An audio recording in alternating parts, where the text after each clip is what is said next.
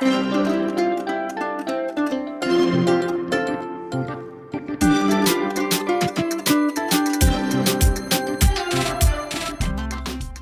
Natalie. I'm Caitlin. And I'm Hannah. Welcome to the Stride Sisters podcast. On today's episode, we start with our training updates as usual. I have returned from my magical trip to Iceland, and I'll be giving you the inside scoop on all the exciting excursions that I went on. Our main topic for the week is the Wine and Dine Half Marathon event guide, which dropped on September 26th.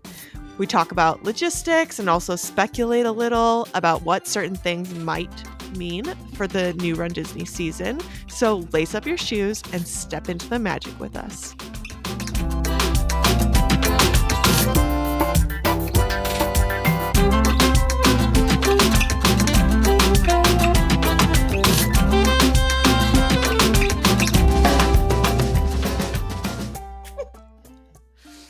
Tell us again how you think all the goo tastes the same.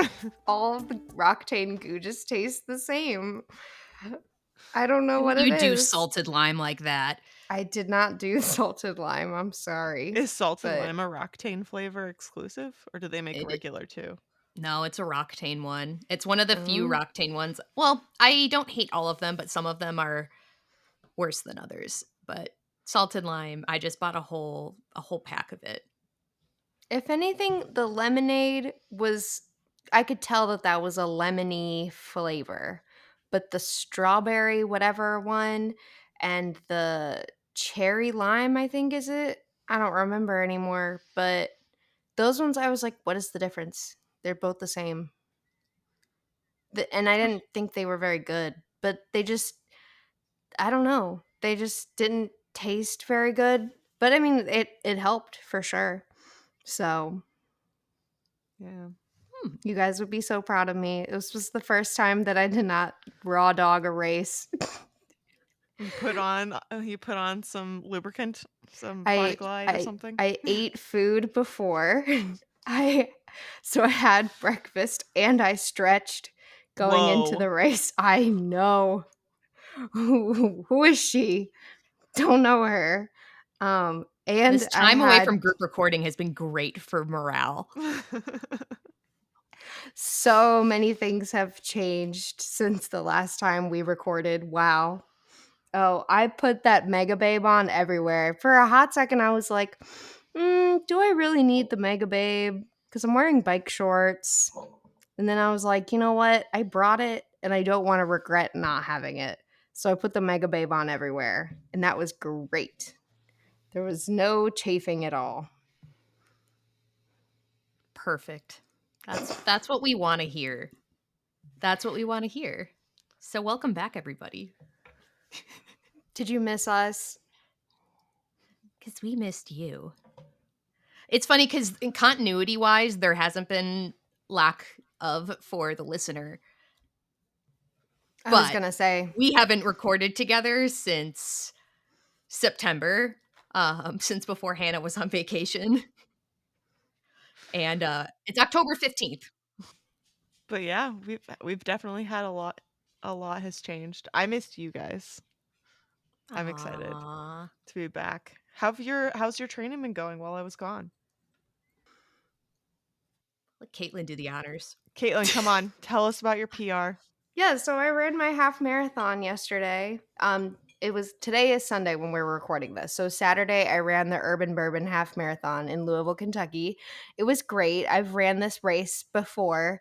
I ran it in 2022 and they changed the course this year, which, that's good. But last time, because Louisville is so close to Indiana, we ran over a pedestrian bridge into Indiana the last time that I ran this. And that was really fun. So, miles 2 was going to Indiana, and then we ran a mile in Indiana, and then we came back, and then we hit mile 5, and the rest of it was Kentucky. And I was like, well, this is going to be boring for the rest of the race. So, yesterday we ran about 8 miles through this one park, and there were so many hills.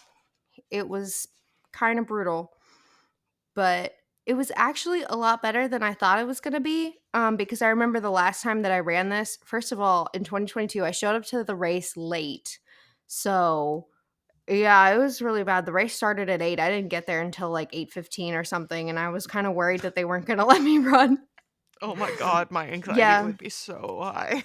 Oh, I was freaking out. It was not a good way to start the race. And then because I had parked my car so far away and then I ran all the way to the start, I was like tired. So then I started the race with all these jitters because I was late. So I went out in like 11-minute miles. So then once I hit mile 5 and that was all uphill, I was kind of just done from there. And that was the race that I think that I bonked because my last 3 miles, when I was looking back at all my splits, all of those were like 18-minute miles because I just hit a wall at some point and I just had to walk for the rest of it. But also, like, I did not eat breakfast that morning and I didn't have any fuel. I didn't have any, the only water that I had was just the water on the course. So was not the best way to go into a half marathon, especially not really having trained adequately.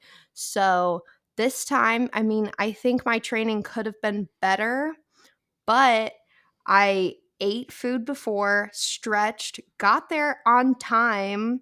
So I wasn't running to the starting line. And then I was trying to hold back a little bit at the beginning of the race. So all of my splits at the beginning were like 12 or 13-minute miles, but then I was able to hold that pace the entire race.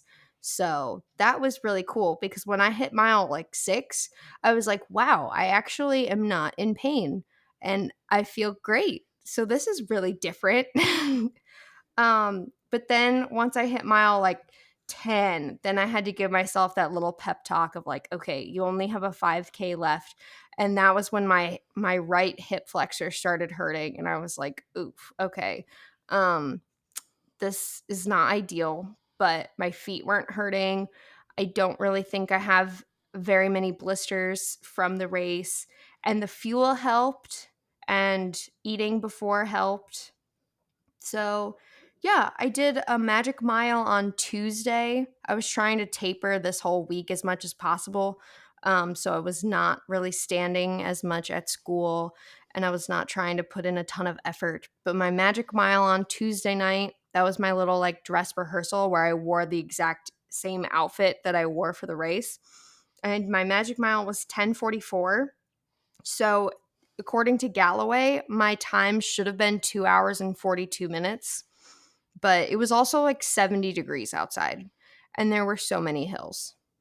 So, so I think I mean, my But whole tell them what the goal. PR was. Oh, okay. My whole Come goal was I on. wanted to get under 3 hours cuz I've never done that before. So, the chip time that I had was 2 hours and 51 minutes. So, that was Whoop, really whoop. exciting. Yeah. And what was My your previous PR? Embarrassing. It was not No, we embarrassing. don't pay shame, first of all. Secondly, Okay, the last time I did this race in 2022, I had a 3 hours and 8 minutes, and then at Princess with no training at all, I went 3 hours and 7 minutes. So I dropped 1 minute at Princess, and then this time around I dropped 16 minutes since Princess. See, look what a little training does for you. woo. And imagine you've got so much more training ahead of you, how you're going to feel marathon weekend. Right? Yeah. I mean, I did finish this half marathon and I thought to myself, "Oh my god, what if I had to do this all over again for the full marathon?" Ben also asked me that today. Mm. Yeah, not really excited about it. But I'm not doing dopey, so I'm not doing the whole 48 miles like you guys. So, That is true. I was going to ask if you feel like this has renewed your, vigor, your drive to like kind of continue on like the training cycle or oh like a yeah, mid-season race or mid absolutely. training block race. Good. This was also a really good sort of dress rehearsal for Wine and Dine too, because it was a race day, race situation, and there was I mean it was so boring because we were just running through Louisville, Kentucky, so there was no entertainment at all.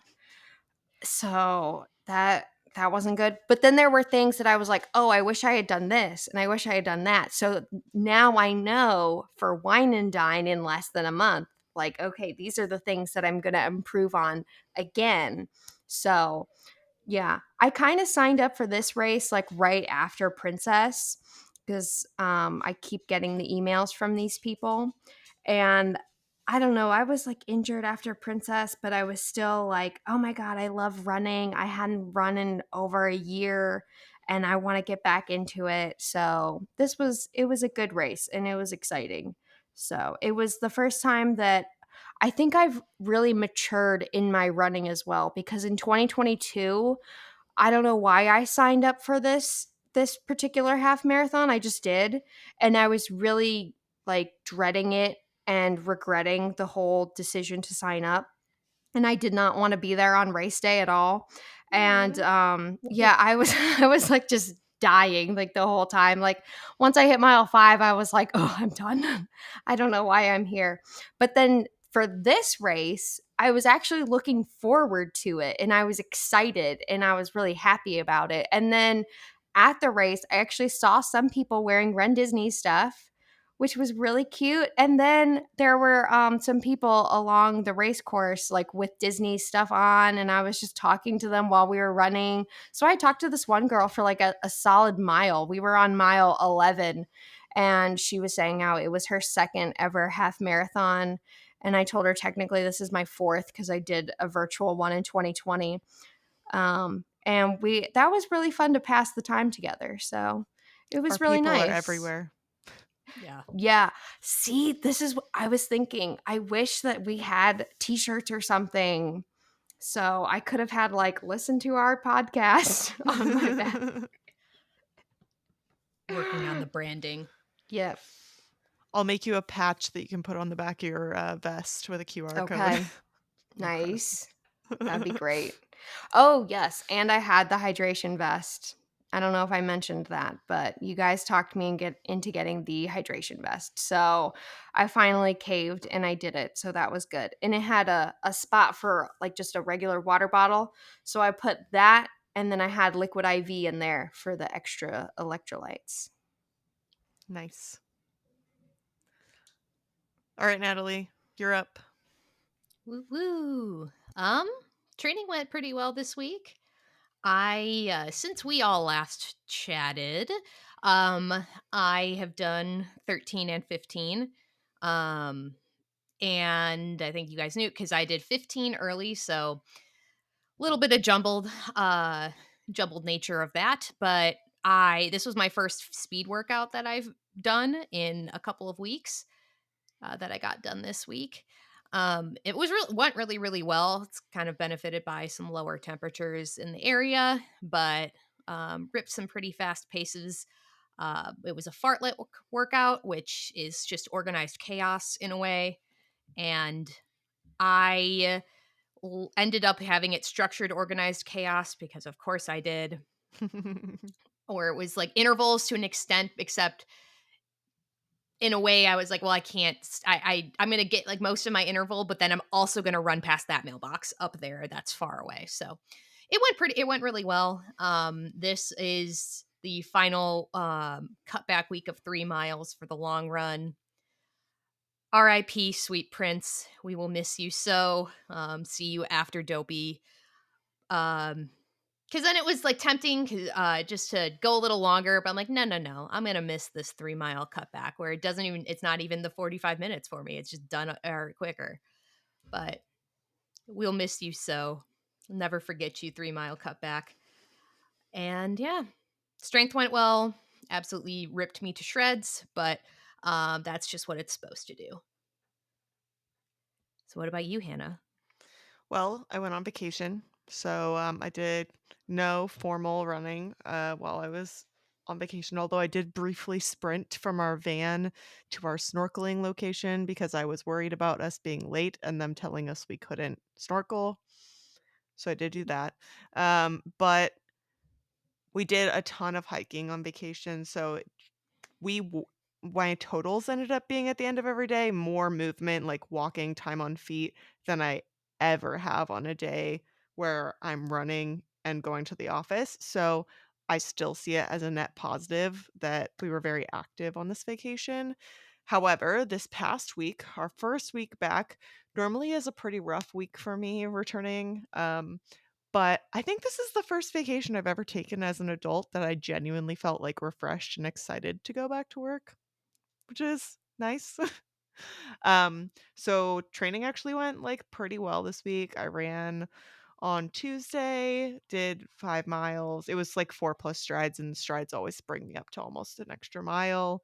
And then I didn't do strength.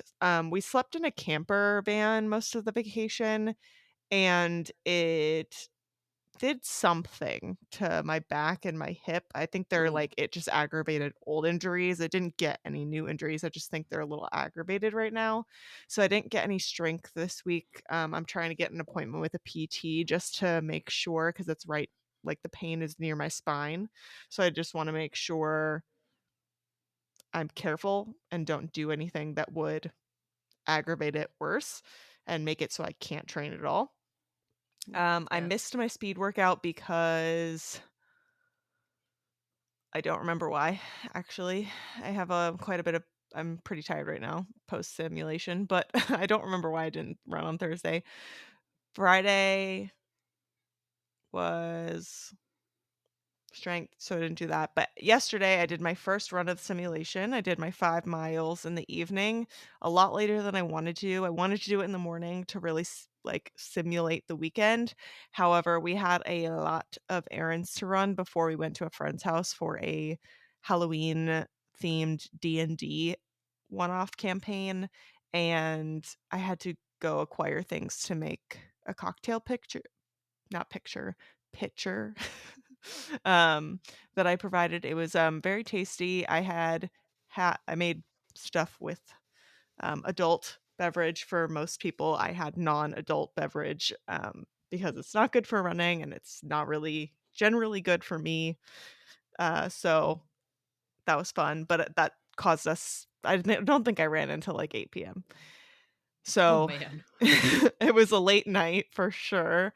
So then waking up this morning, I was surprised that I was able to wake up when I said I was. I was ready to go before Ben was, which is kind of astounding. Ben's usually sitting around for a solid 30 minutes to an hour after like he's done getting ready, waiting for me to get all the right clothes and tape my toe properly and get all the fuel and like organize my bag and get all my post run goodies put together. I'm just like not efficient in the mornings. I get distracted between steps. Every time I have to walk through a doorway, you can bet I'm going to forget what I have to do. So, um I was actually very efficient this morning, and the 15-mile run was really good. The only discomfort I had the whole way was my right big toe, and I'm still trying to figure out what that is. No blisters, but I might see about going up another half size because my left foot is like golden, didn't have any issues whatsoever. But I think maybe my foot might be swelling more than I think on these longer runs because after the run we ran a couple errands and I felt like my shoe was just so tight on my foot.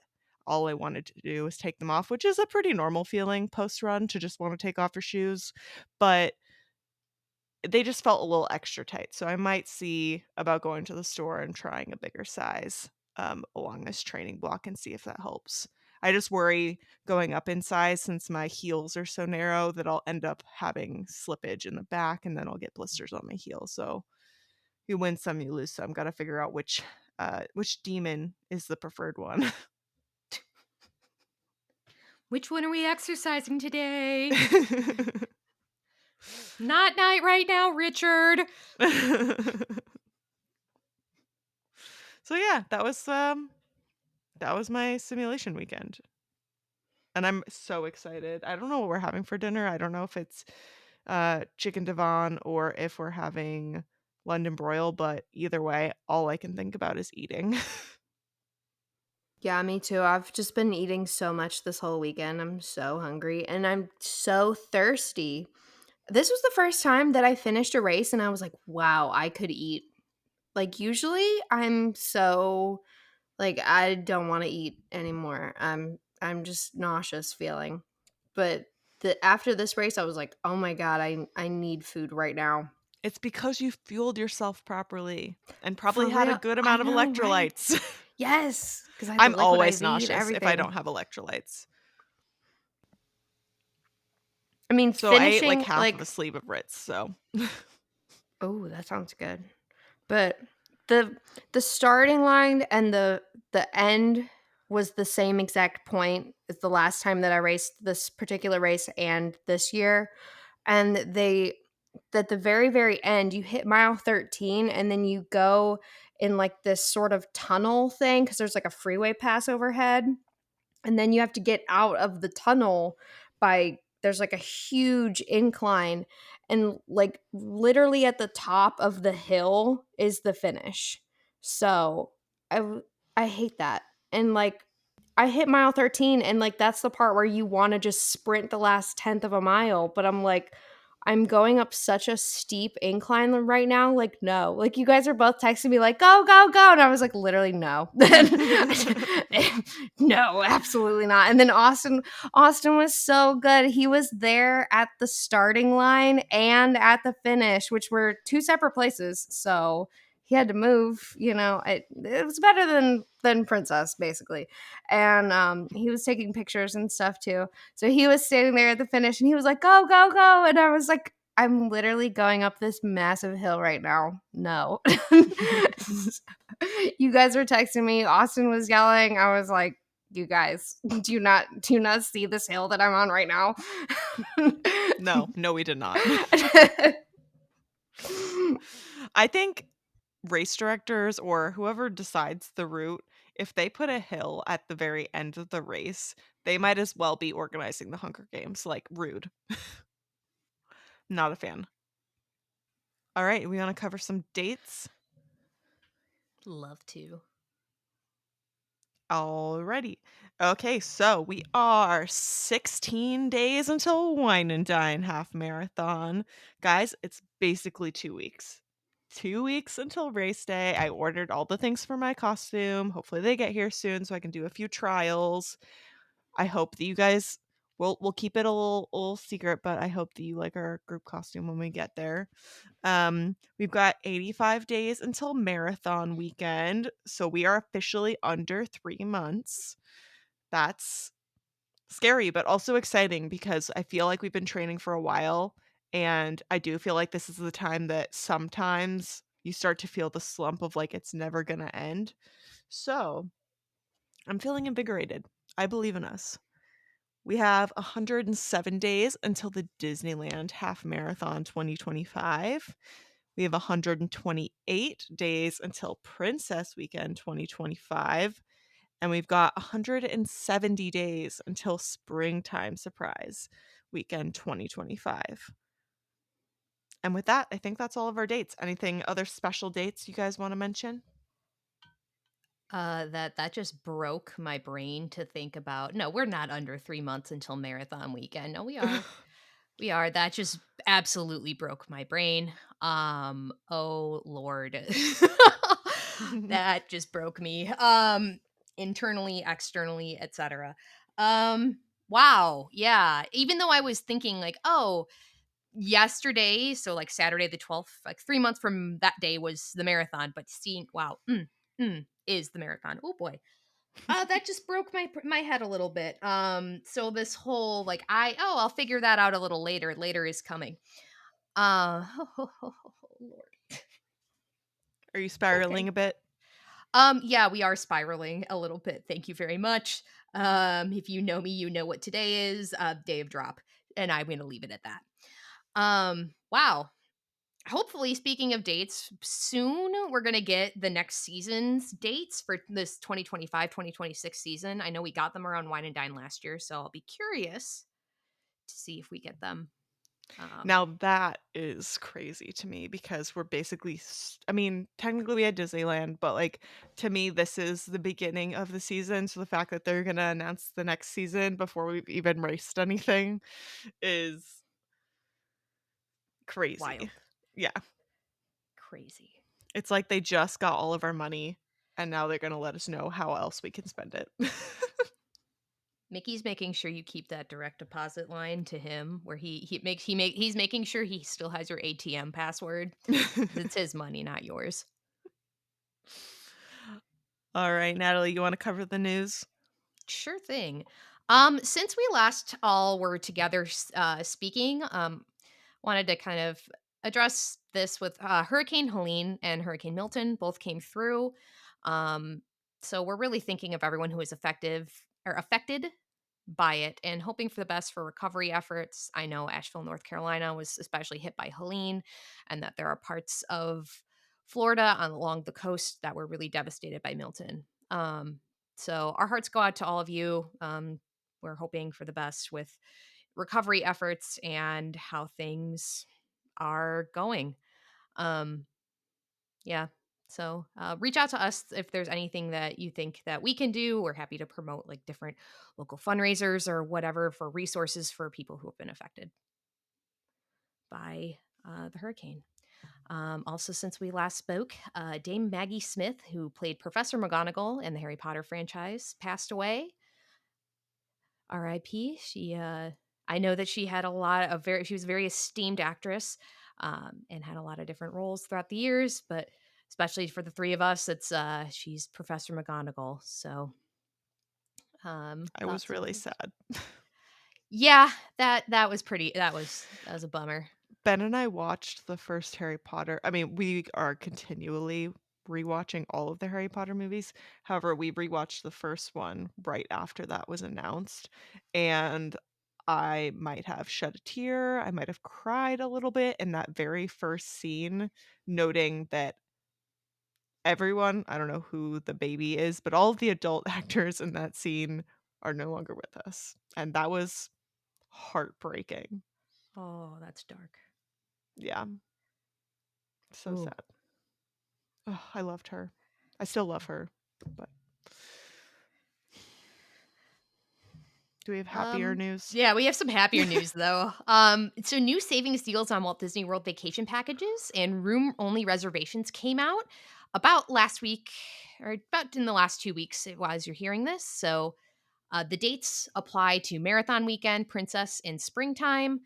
I was able to save quite a bit of money on each of my reservations. I actually probably got the best deal for Princess, but also the springtime room that I have, even though I don't have a bib yet because I haven't decided if I'm actually doing it yet. I still have a room at Pop Century.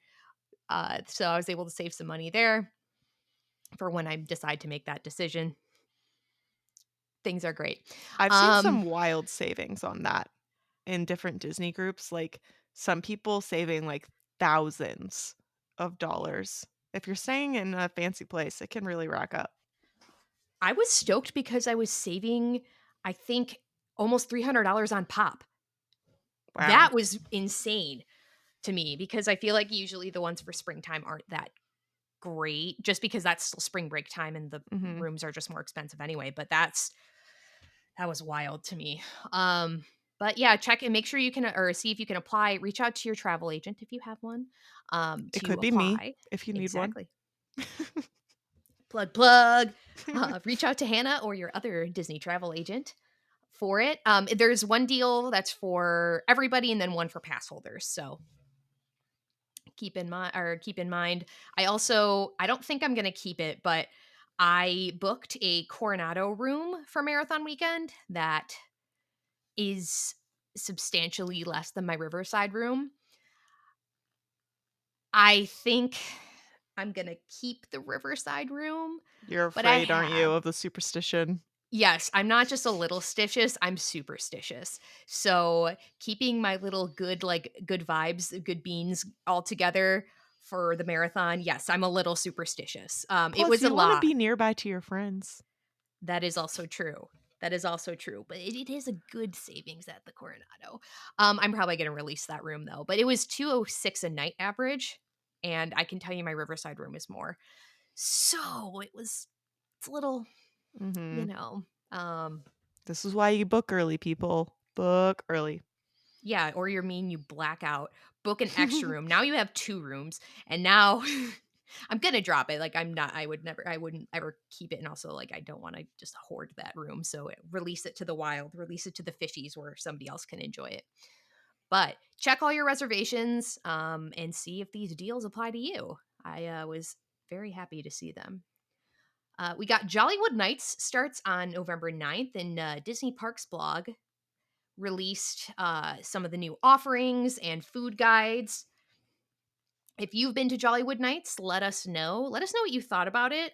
I know a lot of people who went that first night last year and kind of were whelmed at best, but I know that they recovered things pretty quickly, and a lot of people were really happy with the event afterwards.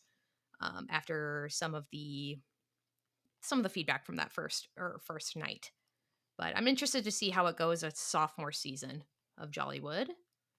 And then 2024 holiday merch dropped on the Disney Store. Uh, Buyer beware that all the merch is super cute this year. So They're killing me. yeah, I'll have to check some stuff out.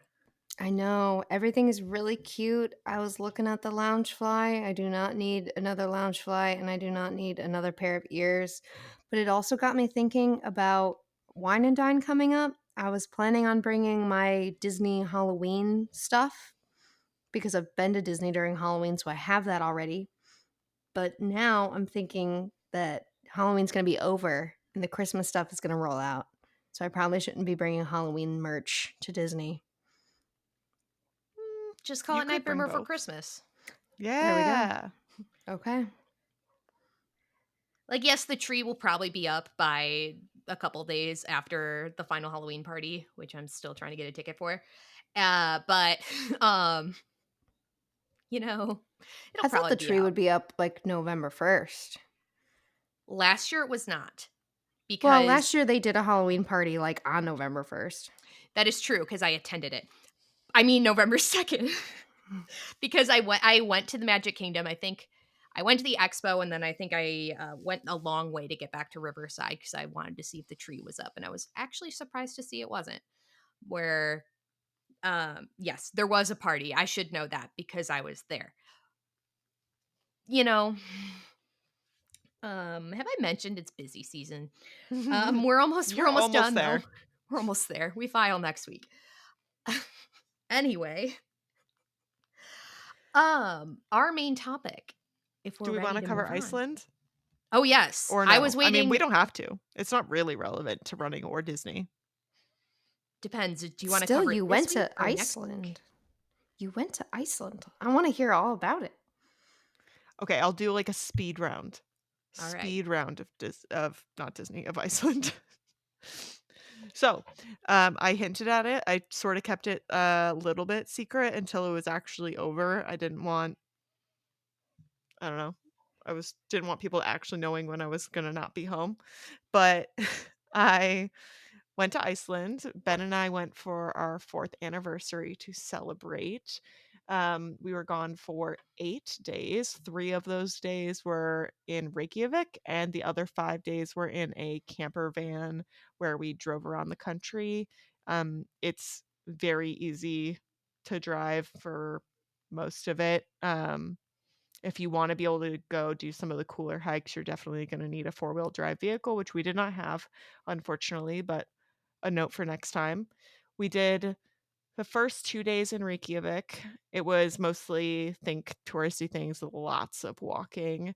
Everything is super walkable, and it was very enjoyable. Our hotel was located like basically downtown, so that was really nice. We went to tons of shops. We ate a ton of great food. We went to that giant church that I can't remember the name of that everyone seems to know of. It looks kind of like a spaceship, and that's intentional apparently. Um, we went to the Perlen. I'm going to say everything wrong. It's really hard to pronounce Icelandic words. Museum. There's a lava show kind of like it's like a video, but they definitely pipe in the smell of lava into the room. There's a What does manufactured lava ice smell cave. like? Uh, a little sulfury, a little campfirey, a little spa. Like, I don't really know how to describe it, actually. I'll have to do some Googling for the I scent mean, I notes can of get that. lava. I just am like, wow, I've never actually asked what lava smells like because I've never had a reason to inquire about lava's scent. Yeah, there was a Continue. lot of people saying, like, "Does anyone smell burning?" And we'd be like, "Nothing's burning, it's, like, intentional." But, yeah, they have a manufactured ice cave, so if you don't have the opportunity to go to a real one or you will value your life and don't like taking risks, you can go to the manufactured one. And that was really fun. It was a cool like, they limit the number of people in there at a time, and it's meant as, like, a photo op. It's definitely a tourist thing, but you're already paid to be in the museum, so might as well. There's a little ice throne you can sit in. There's a bunch of, like, ice cutouts. You can touch it. They don't really c like, you can take your gloves off. It's cold in there, but they encourage you to explore. They built it just like a real one, so there's, like, ash layers and stuff in there, and you can see the different colors as the, oxygen is exposed and stuff. So that's really fun. There's a whole exhibit on the puffins, which we could not see because apparently puffins are only there in the summer, which we did not know.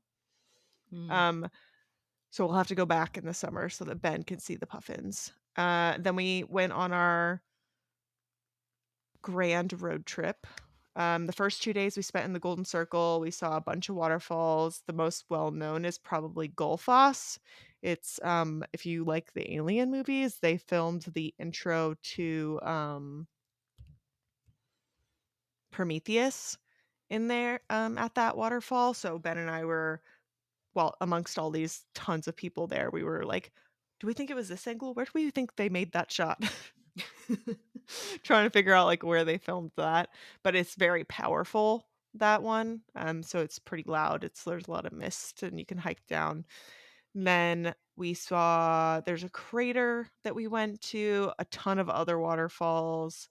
We did a spa day at the Fontana Spa. They also have a geothermal bakery there Ooh. where they make rye bread that they like, basically bury on the beach, kind of, and then just the geothermal activity of the area, the bread will be baked in a day, so then they dig it up the next day and they just, like, do that. Did So you that eat was any of it? cool. We did not because you have to, like, pay to go on the bakery tour, Oh. but I'm sure it's delicious. I mean, if you like rye bread, then you're gonna like it. We had plenty of other rye bread while we were on the trip, so I'm sure it was great. We did see one of the tours coming back, and there was a little kid with a shovel who was extremely excited about having the shovel and wanted to be photographed with the shovel in front of the building and everything. They were very proud. More power to them. But we really enjoyed that. We met a lot of people while we were there. We made some friends who then came to the same camp spot as us that night, and then we hung out with them at camp. Um, then the second 2 days in the van, we went to Vik, which is in the southern part of Iceland, and it's where a lot of the volcanoes are, not the ones that have erupted recently, but there are some very, very powerful volcanoes there. And we did a lava show where they actually like melt sand from a recent eruption in a furnace and then pour it out into this big trough and like mess around with it, sort of like glass Ooh. blowing, similar, but the temperatures are higher, and it was just a really cool experience. We did a behind the scenes experience where we got to go and see the furnace and like see all their tools and talk to the guy, which is exciting for me as an engineer because I got to tell them all about my life and utilities and how a boiler does a very similar function. So that was cool. And we saw the Diamond Beach and a big glacier, did a little bit of hiking, walking around. I got scared by a truck driving over a bridge. It was just really loud and it scared me. But we saw some really cool stuff. If you've been to our Instagram, I posted a like teaser. I'll post some more stuff this week for you guys to see of my trip. And then like the fourth day, we woke up at like 5 a.m. to drive back to the Golden Circle because we were able to get a 9 a.m. time slot to go snorkeling in they have this like mm, break. I don't know. It's between the two tectonic plates, the Eurasian tectonic plate and the North American tectonic plate, and they're moving away from each other. So there's maybe a crevice is a better word. Like the land, they have earthquakes and they get fissures. There we go. That's the word I was looking for. And this one is has water coming down that melts from the glacier and goes into it. So it forms a lake, and it's the largest lake in Iceland. And the water was, if I remember correctly, 3 degrees Celsius, which is basically just barely above freezing in Fahrenheit. And so we had to wear dry suits. The only part of you that's like coming in contact with the water is basically like your cheeks where your mask doesn't cover and around your mouth because you have to have the snorkel. So like that part of your face, because you're wearing a hood, a neoprene hood, is I'm not gonna lie, the first 10 minutes I thought my face it was in so much pain until you get numb and then it's not in pain anymore. I was curious when you said snorkeling earlier, I was like, "Wasn't it cold?" I was like, maybe I'm just not geographically, I, like, didn't know enough, but No, I no, was it going was to ask very about the cold. cold. It was very, very cold, and it's, there are, like, fish. Someone asked me, like, "What did you see while you were snorkeling?" And technically, there are trout and Arctic char in the water. However, it's a very popular location for scuba diving and snorkeling. So, during the day, most of the time, you really don't see much wildlife in the water because they hide. They don't like people.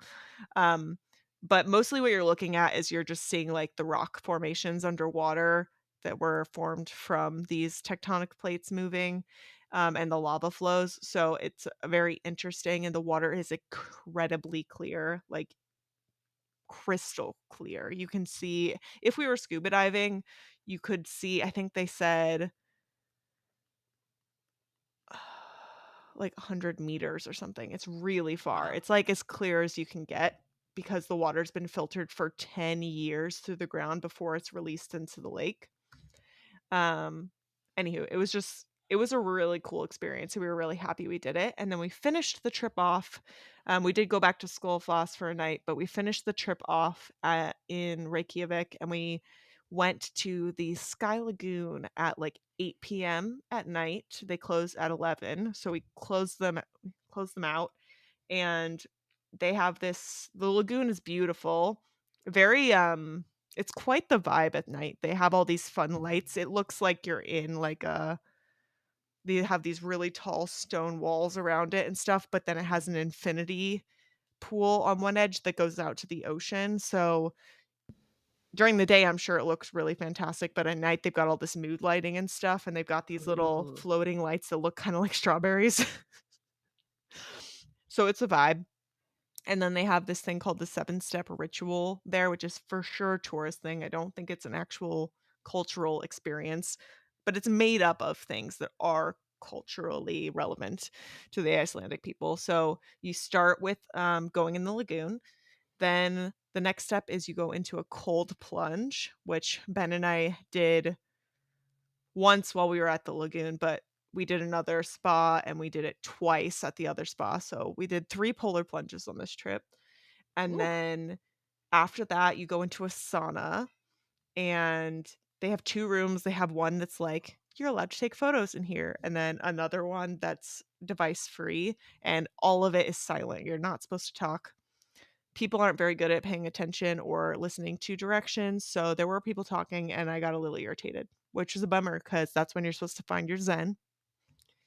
But I got like a few solid minutes of silence, which was nice. And they have big glass window panes so that during the day you can see out. We could see a little bit of like the cityscape, but because it was so dark, we were actually just seeing reflections of ourselves a lot. Then after the sauna is a cold mist room. They have this giant rock hanging from the ceiling and these wooden benches. No one was sitting in there. But it feels really nice after the sauna, and it wasn't as cold as I thought it was gonna be. When it said, like, cold mist on the door, I was like, "Oh, no. We're doing cold, hot, cold, hot. I don't wanna do this." But it actually felt super refreshing. And then Ooh. after the mist room was a salt scrub that came from salt from the area that they had mixed up into like a, you know, if you've ever done a salt scrub at home, it's like oils and salt. And it was super luxurious feeling. They tell you to scrub everything but your face. And people, like, they mean it. They mean, like, you know, scrub under your swimsuit, do the whole thing. Then we went into a steam room, and any salt that was left on your body is almost instantly dissolved with how much moisture is in the air, and just like it was a nice experience. I've been in a lot of steam rooms where the steam is so like oppressive that it's almost hard to breathe, Yeah. and that was not the experience in this steam room, which was nice. It was very fun. And then after that is just a normal shower to rinse off anything else because they don't want you to bring any oils or anything into the lagoon. And then after the shower, you take a shot of like a juice, like berry elixir with their local berries or something. It was very tasty. And then we got back in the lagoon. And as soon as we came out of this 7-step ritual and walked into the lagoon, the northern lights were like bold across the sky. So it was really cool experience. We got some cool photos. Again, if you've checked out our Instagram, that first photo of me is me in the lagoon and the northern lights in the sky. I have some better pictures of the lights themselves, but I just thought that one was really cool. And that was basically our trip. They closed, we showered, we left. You have to shower before you get into a lagoon in Iceland. It is incredible. It's considered like gross and incredibly rude if you skip the shower. And it's not just like, oh, rinse off the way we sometimes recommend people do at public pools here in the US. They mean like strip down naked, take a full shower with soap and water. And at Sky Lagoon, it's all tourists, so they actually have individual like shower stalls for privacy. But at the one we were at, further out, it was just like an open shower, and no one cares. No one, they don't have the same feelings about nudity that we do here in the US. But it was great, and they have hot water everywhere, great water pressure, again, because, like, the geothermal, they don't most places don't have to pay to heat their water, it's just hot. Oh, Same with the heating in the buildings, it's hot everywhere there because it is what it is from the geothermal. We needed fans at night to be able to sleep because it was so warm. wow. Dang. And Now I want to go to Iceland. that's the quick recap. Any questions? If you have A any lot. questions, please comment on our Instagram or on Spotify, or you can send us an email, whatever strikes your fancy. No, that sounds I do so have a cool. question. That does sound really, really cool, and it makes me want to go to Europe. But I'm just kind of curious, why did you and Ben choose Iceland? Like, out of anywhere in the whole world, like, what was so appealing about Iceland? A few things. One, we felt like my grandparents went when I was younger, and I just thought it looked like a really cool place. Um, and it's on a lot of people's bucket lists. It's a pretty like it's the land of fire and ice, so you can see they have, I think, next to Yellowstone, the highest. It's like them are neck and neck for volcanic activity. Ooh. So that was nice. And this year was supposed to be a like 11-year high in solar activity. So it was supposed to be a really, really good year to go and see the Northern Lights. And we saw them twice on the trip. So I feel like we I mean, we didn't go just to see those, but we were very excited to see them once, let alone twice. We were just over the moon. It was just like all the things we love. We love hiking. We've always wanted to go camping. We have all the stuff. We just have never logistically like made it happen. And so this was outdoorsy. We got to go somewhere new. Um, and we got to see the Northern Lights. It was just everything we wanted. Our next trip on the list that we want to go is Ben really wants to go to Japan. Same. Tokyo Disneyland? Yeah, that's what I'm thinking. Yeah. Ooh. And that That's not one, why it's Ben like wants to go, but true. Same thing with Austin. But that one, since it's not owned by Disney technically, You can go to the park for like $40. Oh my god, Mhm. Boomer, I'm so sorry. Yes, I've heard the vacation packages there are pretty extensive in a different way than they are here in the States. Just got to get there first, which is Yeah, that's the expensive part. part of the battle. And it just takes a lot of time too. That was also a benefit of going to Iceland for us. It was only what, I think about 2 hours to JFK, and then it was 5 hours to Iceland, so the Oh flight wow. times weren't crazy. Like, I wanna go to Australia and New Zealand someday, but I want to be able to take a lot of time off when we do that because it takes so long to fly there. I don't wanna feel Yeah. like I spent all my vacation just being on a plane, even though I love being on planes. I wanna experience the destination where we're going, so we'll see. Dang. That's super duper cool. Thank you for sharing that.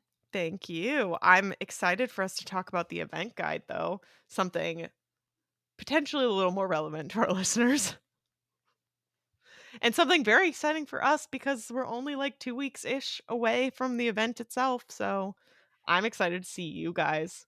This is I kind of like vacation. know. I am I taking know. vacation days. So, Yeah, same. A couple of them. No, it's exciting. I've been chomping at the bit. It literally came out. Hannah was like on her way to the airport I when we got was. the Wine and Dine event guide If- for 2024. now you can And back figure out when I was actually on vacation. yeah, do the math there. But yeah, it was like she was on the way to the airport, and I was like, oh man, we're gonna have to wait because I wanted to talk about it all together Hmm. and like really analyze it, get into the nitty gritty Well, of and the we event had guide. just said on the previous episode that we recorded right before I went, how it would be really cool if we had it coming in, like, a few weeks, and then it came out right away. Yeah. Yeah, that's very true. Anyway, so Wine and Dine event guide. This is olderish news to you guys, but we haven't all talked about it together. Yay! You should have gotten an email from runDisney a couple of weeks ago with a link to the event guide. Otherwise, it is available on rundisney.com underneath runner information. Click on it. It's got a whole. I really like the way that they do the event guide now and the website functionality. I think that it's pretty streamlined and nice. That changed a couple of years ago. Our featured charity of the weekend, if you didn't know, is Second Harvest Food Bank of Central Florida. Great organization. Nice fits in with the wine and dine theme. Mhm. Super exciting. Something that I'm going to go out of order on our notes because we go to the expo before we go to races. And I don't know what the person who made this, me, was thinking when she put the expo second. Uh, the call outs come from inside the house, okay? Our expo times are on Thursday on Halloween. Get your spook on. It's from 10 a.m. to 7 p.m. I don't have now that when I was writing this up, I realized I actually don't have the information for Club Run Disney yet of when exactly our times are. So I'll keep you all posted when I know more about when exactly the Club Run Disney. I haven't gotten that email yet. Friday, November 1st, 12 to 7. Saturday, the 2nd, from 11 to 3. All of this is at the ESPN Wide World of Sports. You must go to the expo to pick up your bib and your shirt. Um, so got to make sure you get there during some of those times, at least a day before your race. Your expo check-in pass will be available on October 28th Less than per the 2 event. weeks. Yeah, wild. So it'll be about that, Monday before the race. Just a clarification on the check-in pass. This is just proof that you've signed your waiver already. So Mhm. if you haven't signed your waiver yet, go on and sign it. I know international friends, uh, you can't sign your waiver online, so you're going to just have to do it in person. So, if you know you haven't signed your waiver for whatever reason, if your registration's been goofy, yuck, um, it's going to not you're not going to get a check-in pass. It'll show you your bib number, um, but don't fret. You're gonna have to bring your valid photo ID and that check-in pass /sign waiver to the expo to get your bib. Mhm. And if all goes to hooey, then they do have waivers that you can sign in person. So they're you'll figure it out. Yeah. It's pretty nice because I only went to one race where they didn't have online expo check-in, meaning one runDisney race because it was in 2020. And the check-in pass situation is so nice. Where you just show it to them instead of, the big long line to sign your waiver or, because yeah, it's super nice. If this is new information for you. And then also everybody starts speculating and spiraling about the bib Mhm. numbers and like what are you versus what am I versus what do we think and what do we think this corral cutoff looks like, and it's exciting to see. And then the speculation on how many people there are and how many whatever, but I kind of love the buzz. I'm really excited because for Wine and Dine, I signed up late. So this is going to be the first race I've gone to that you didn't sign me up for. And so I'm interested to see if that affects my corral placement at all, since we like to speculate, Speculation Nation, that because Natalie has Club Run Disney, that it might affect our corral placement. It affects mine. It doesn't affect yours. I know, but I'm still not convinced. Because for the listener, I have Club Run Disney Gold, so it doesn't affect mine in the way that I don't get the corral bump. I'm not platinum. However, because I sign up for these races early, quote unquote, I get, I always have a low bib number. I'm usually pretty close to the front of like whatever C is, that's usually what where my bib number is. It's not that far off of it because I sign up before most of the masses for it. So, um, that's kind of where that's actually my like that's one of my speculation nation things is that's almost a like I don't want to call it a guarantee, but it's almost a pretty strong inclination that whatever estimated finish time, this is before I had POT, that I would put in, I would get put in that corral and I would have a high bib number. Um, Working theory, spook. I don't think it impacts when I register other people, but I'm flattered that the mouse just knows me like that. It's like, hey, get my friends up here with me. um, but yeah, no, it'll be exciting. I'm excited. It'll be my first race with proof of time, so I'm excited. I hope it works. I've been a little paranoid about that somehow it's not going to work, even though I haven't even done the name change thing yet. That would absolutely is going to mess that up. Um, we'll see. Warner Relations, I know, is at the expo, and I'm more than happy I got the link on standby to my half marathon results that show me that I should absolutely be in a POT corral. Kind of speaking on that, I wasn't going to get to the corral stuff in Speculation Nation yet, but this is as good of a segue as any. Something that was new in the event guide this year there's a chart of the projected start times based on your corral. Um, a couple years ago, we started getting the corral start and close times, which that's still part of it where you must be in your corral. If you have corral A and you try to show up at 5 o'clock in the morning, you're not getting into corral A, you're going into the next open corral. But the projected start times are new for the half marathon because that applies to all three of us. For example, A, they give you, and this isn't a complete estimate, or this is not fully it. Okay, like this is not this. It is a projection. Just, but they say A is 5 a.m. to 5:03, B is 5:04 to 5:09, and C is 5:10 to 5:13 a.m.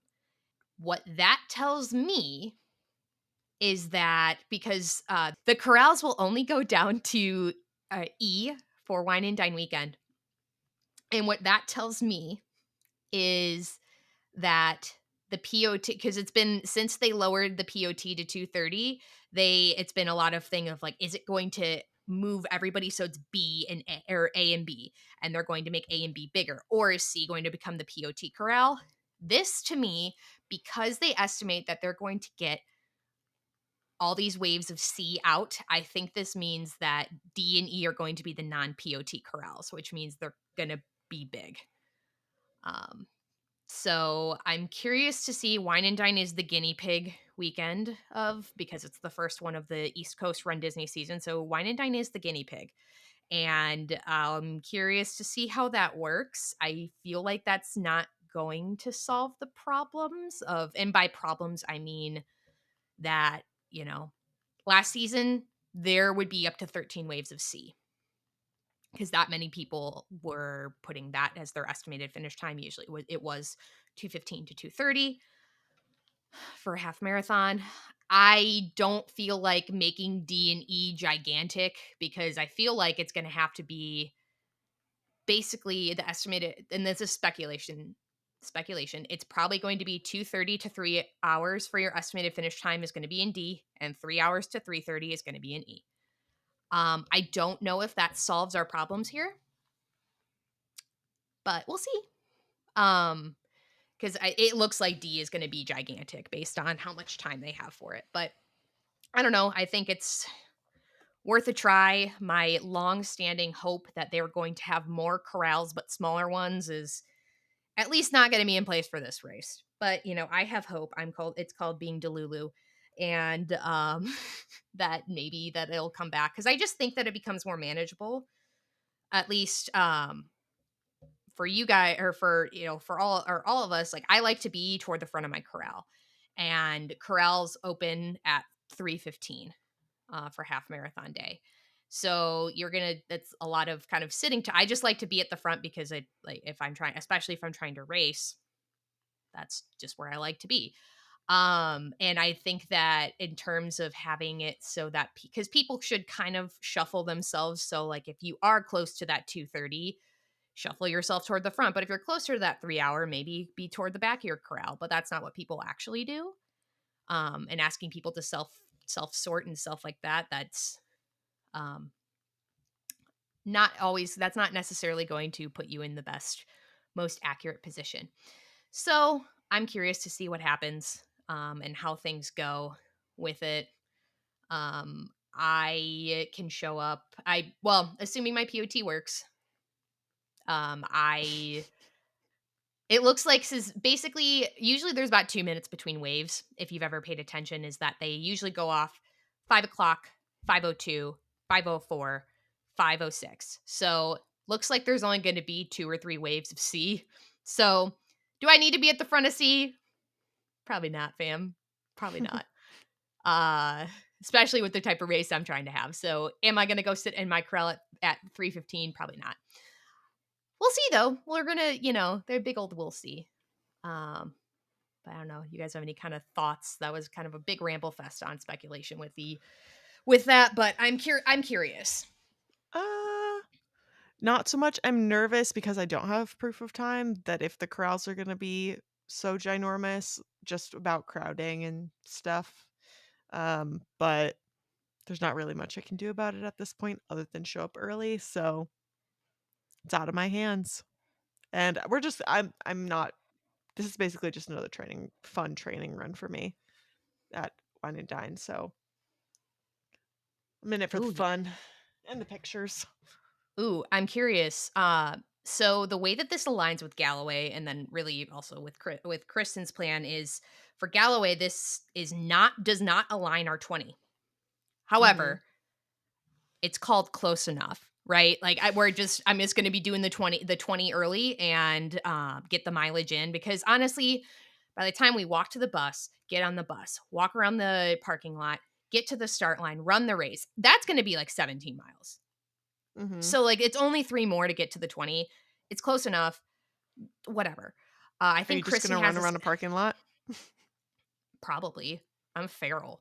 Um I'm a If you're feral. following Galloway, though, the day of Wine and Dine is only 17 miles. It's Which is what not you'll even 17. It's not even it's 7 that day. Oh, But I there's a different plan for Galloway that if you're doing the marathon but you're also doing Wine and Dine, like it's a totally different schedule. But That's if you true. That goes to yeah, so the day 27 of though. I thought I went to 17 that day. Yeah, no, that no, day, but the total plan goes to 27. Oh yeah, and I don't want to do that. Yeah, no, I unsubscribe. Love you, Jeffy Yeah. G, but it's not happening. If I get to 26, that means something has gone so wrong in my life that I have it's time for a 26-mile training run in December. That means something has gone wrong. So, um, yeah, no, no. If I have time for a 26 during dopey training, God Yeah. no. Kristen has me set up for a simulation weekend with 7 miles on Saturday and 16 on Sunday. Okay. 16's an easy hit for me with Oh doing yeah, half because at least a mile at the beginning, at least a mile at the end, yeah, plus butts and about to take pictures and get drinks and all that. 16 will be done easy. I'll yeah. just be really annoyed trying to fit the 7 in the day before because I'm gonna wanna do other things. Honestly, that's just going to be part. Well, I have the 10K, but that's going to be park mileage. That's just gonna That's be park fair. mileage. That's because there's especially if you've been super diligent about stuff up until this point. I think even Kristen has said if you're doing wine and dine, that's just your park mileage. I think that's what she said last year to us is that it's just your park mileage. Don't really worry about it. Yeah, that's fair. I mean, depending on which parks we go to, I have easily done up to 15 miles of just walking in parks, so Exactly. Or Yeah, 7 miles in the parks, that's kind of an easy day in the parks. yeah. true. True that. But yeah, I think if this is news to you that Wine and Dine doesn't interact or doesn't align perfectly with the marathon training schedule, um, sorry, that's how you had to find out. But just kind of make a plan. Honestly, I say often that when you get to November and you start getting to the cold weather months and stuff, that it becomes the wild, wild west of training because, you know, I end up doing things on an off week because okay, I'm gonna have a non-windy 40-degree day to do it on. So guess when I'm doing 23 on the non-windy 40-degree day. So a lot of people are a little bit are flexible, and then obviously with the holidays that gets hard too. Mhm. So and holiday engagements. So make a plan, but if you're running wine and dine, you're in pretty good hands, I'd say, in terms of getting your mileage done. Because yeah, I'm not gonna go home and run 20 the next weekend. It's simply not happening. It is my 20. Um, it's not happening. Yeah. Anyway, back to the Let's talk transportation. We kinda skipped over to talk about projected yeah. start. How are we getting there? I'd love to That's tell you. rhetorical. I know how we're getting there, but, like, for everyone else. Uh, Resort transportation times. You get buses. Buses are great.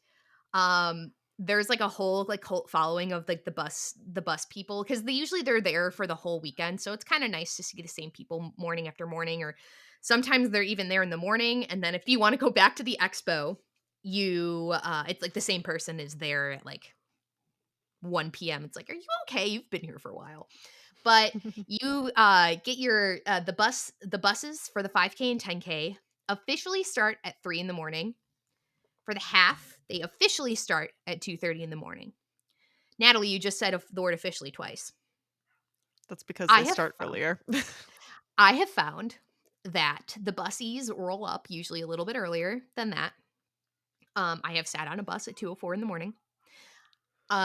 So yeah, there's that aspect of things where I found also they come around like 240 for the shorter races. They've come a little earlier. So it's nice cuz if you're up anyway, I give myself no temptation to go back to bed because I'm out of the room as fast as possible. And then it's kind of nice to just be on the bus with the other early birds and I don't know. It's kind of this just serenity till getting to Epcot and then just standing in the line for security and they open it up and I don't know. It's kind of nice in a way. The buses back to the resorts will not restart until after 6:30 a.m. for any of the days. This is something that sometimes comes under fire for people who start first wave of Corral A for the 5K. Use your speed demon if you do that. Um, just know, and this is in the event guide, they won't restart because they have to clear other people off of the course. Mhm. And we'll talk about courses momentarily, but especially for the 5K, usually you exit or you start and then you go out, you kind of like loop around right by the buses. You can't really get on a bus and head back to your resort at 5:45 in the morning if not all the runners have started. That's called human bowling, and we don't do that. Mickey doesn't do that. So just know that you might as well enjoy yourself and hang tight for a little bit because you're not getting on a bus until after 6:30 anyway, Mhm. for any of the days. Um, I just had a I mean, I'm not that fast, but I just had a little blip of an idea because I was like, it would be really nice if I was that fast to have like a camp chair or something, but they're humongous and obviously don't fit in a gear check bag. But they make these like micro camping chairs that I do think would fit in a Disney gear check bag. So now I'm like kind of tempted to get one. like the little stools that people Yeah. ask, "Can I Yeah, bring them in like the the ones parks?" where you just like lean up against. It's like an extended out pole and with like a Mhm. seat, and then you just lean. Maybe I'll just Nice. throw a sit upon my I've got one of those from when I was a brownie in elementary school. You can pack that. Refer to episode 10 for packing lists. The last bus, I will say the last bus, and then we'll move on to something else. Mhm. Last bus is at 10:30 on half marathon day. The event guide also has all of these, and it's in a pretty little chart too. So I like to save those infographics down so that I have them when I have no service in the Epcot parking lot. So I have or so that I have them. So last bus. So make sure that don't get caught by surprise like I did after my first marathon. Of this is last call for the buses. It's at 10:30. Otherwise, you're walking to the front of the park and getting on a resort bus, which after a half marathon might be a little more than you want to do. Mhm. And they're not as comfortable, and you're gonna be on that bus for a while because traffic is still pretty terrible at that time. So, recommend catching the last at least the last bus, if not earlier. Yes, especially if they've drank this pineapple cider dry already. Mhm. What's the point? 5K course. Woohoo! Of us, I'm the only one doing the 5K. Yeah. So it's mostly your standard 5K course, which includes a lap around World Showcase. What is a little different this year is that we enter instead of exit in your test track, and we get to leave underneath Spaceship Earth. So that's like the end of the course. That sounds fun. And it's gonna be dark out still, and it's going to be lit. I literally, like, lit up, but also lit. Do you think they're gonna have I imagine, when you do the longer races, they usually have a photo spot set up so you can get a picture with Spaceship Earth. Do you think that they'll do it similar to how they do the castle, where they'll have multiple spots for photo taking? That's a good question. Yeah, I know that usually yes, but it kind of because so we've had Walcott the last few years. If you don't know what that means and you missed the construction walls up in Epcot, Mhm. there have been a lot of them for the last several years. So I think usually they do have that, but I think that if we're running underneath Spaceship Earth, that's like just your normal action shot. Because I have a couple of those from 2022 where we Mm. ran underneath from Princess for the 10K actually, where we ran Mhm. underneath Spaceship Earth, and they're cool. And I didn't realize that they were missing until they were in a way, Mhm. right? Like I was going back through my old album of those pictures. I'm like, oh, we used to run under Spaceship Earth all the time. So I'm excited. Usually, yeah, I think Caitlin and I during Princess for the 10K, we did do a stop in front of Spaceship Earth. It was from afar and where I had my failed jump shot. Oh. It was funny because I tried twice, and the look on my face the second time was hilarious because it was like just like defeat because I could tell Mm. I did not time it well. It's okay. The jumping shots are super hard. I tried to do a jumping shot yesterday during my half marathon. I don't think it turned out. I did one during the 10K for Princess this year while I was dressed as Tink, and it worked out, Ah, actually. Yours was good. And the photographer, like, stopped taking photos of people and was like, "Good job, that was great." Aw. incredible, incredible. Now I'm excited for like a little bit of a deviation from the norm of the Disney 5Ks. So nothing but the best for the Muppets. And we still have the water stop near American Adventure, which is pretty standard, but I'm pretty excited for that. And there's just it's such a fun vibe to just get settled into the weekend. The 10K course, I've said before that there are like 2 standard Disney 10K courses. And usually Wine and Dine and Princess share one, and then Marathon Weekend and Springtime share the other. I can't guarantee that's what's going to happen, but that's pretty standard because usually otherwise for Marathon Weekend and Princess, it would be like the same set of courses the Mhm. entirety of the week or between the weekends. So, this is the one where you go out toward the freeway, you go through the Epcot parking turnstiles, and you go up an overpass, kind of in a hairpin turn, and then you go in and enter Epcot. It goes around the boardwalk and the Yacht and Beach Club, which is this is the 10K course I personally haven't done in a while. I haven't done it since I think Springtime Surprise 2023. They had this one. I'm excited for it. It's not the one that goes into Hollywood Studios, but I haven't run past Yacht and Beach Club in a while. So I'm excited for that part. And it's gonna be great. I'm so excited. It reminds me of my very first 10K. So the Princess 10K in 2020. But pretty standard. All of these are parking lot starts. So from the Epcot parking lot, which that's standard for the 5K, 10K. The half marathon is where sometimes we do the highway start. I don't think that's going to come back anytime soon, to be honest, based on the fact that the half doesn't have it, the marathon doesn't have it, and I know it's a logistical challenge for them to tear it all down, then set it back up day over day. Half course. This Woohoo. is the one we're all doing. Woo! This is the same course as in 2023, which is similar to the Springtime Surprise 10-mile course. Little different in one big way, but you had to add in 3 miles somehow. Mhm. Um, so your first park you go into is Epcot. You do a partial lap around World Showcase. Then you go down the walking path to Hollywood Studios. It gets nice and snuggly with all your friends for a while. There's always a water stop there. Just don't uh, fall. It's a bad yeah, place to fall. Yeah, definitely. Definitely one of the places to have your best runner etiquette in terms of don't walk four across because there's not really places for people to go. You go into Galaxy's Edge and Toy Story Land, which is awesome. Honestly, it's running through those areas. While it's dark, it's just wonderful. It You is, it's really fun. I love oh, Toy Story Land at night. I just think, same. like, they you can't ride the rides, but the rides are sometimes on, like, sometimes they have the saucers on just going, and you can hear the music and the lights, and it's just exciting. I want to ride Alien Swirling Saucers during a race so bad. I'm waiting for them to do it like the teacups they did in 23. Oh, I'm excited.